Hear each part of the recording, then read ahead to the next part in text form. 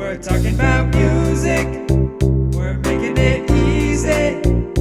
This is music made easy.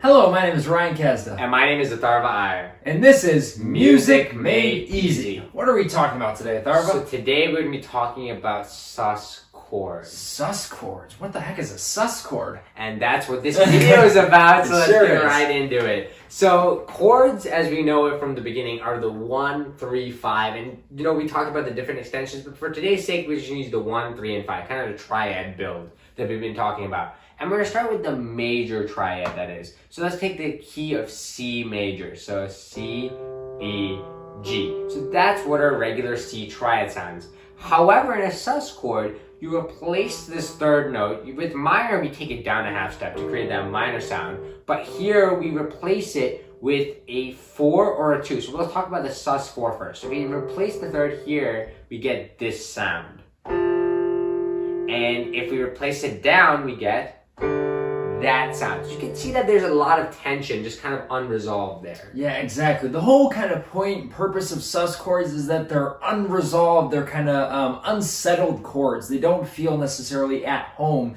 as if a major or minor chord would sound. So with sus chords, a big part of that tension comes from that close interval that's created between either the 4th and 5th scale degree or the 2nd and 1st scale degree. For example, in the chords that Atharva just played, for example, the C sus 4, and that's how you'd say it, that's how it would look. We have C, F, and G. Notice F and G are very close to each other.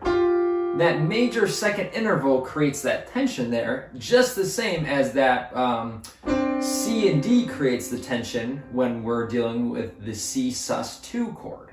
And another place that we've seen this major 2 kind of, or even the minor 2 to come into play where the tension, think about your C major 7 chord. Let's take it in first inversion, they're all evenly split up with thirds all the way through. But what if we invert it even once? Now that B and C are close together. So although it's not a major second, in this case it is a minor second, you still have that tension. And if you do that again, that tension continues throughout until it's open again. So that's another way of seeing it. These chords that are used, they have a purpose. Their purpose is to kind of transition between chords maybe, or even to a point create tension where, it might feel a little uneasy, but then gets resolved. You want to see, as Ryan explained, where it was the C sus 4 to the 3 or even down, back up.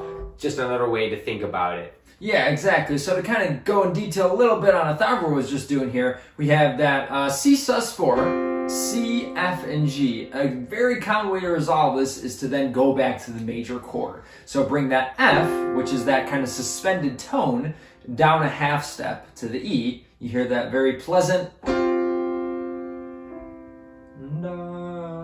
or the same way you can resolve it up, bring that D up to an E.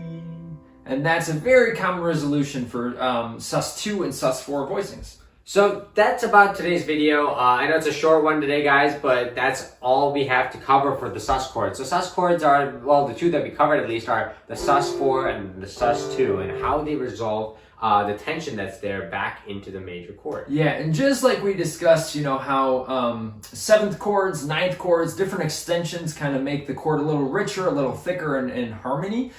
We can also do that with sus chords, but we just wanted to give you a solid foundation on what sus chords are and kind of how they're built. Exactly. Thank you, guys. If you have any questions, please leave them down in the comment section below as usual. As usual, guys, please like and subscribe. Thank you, guys. Thanks for watching. Bye, guys. We're talking about music.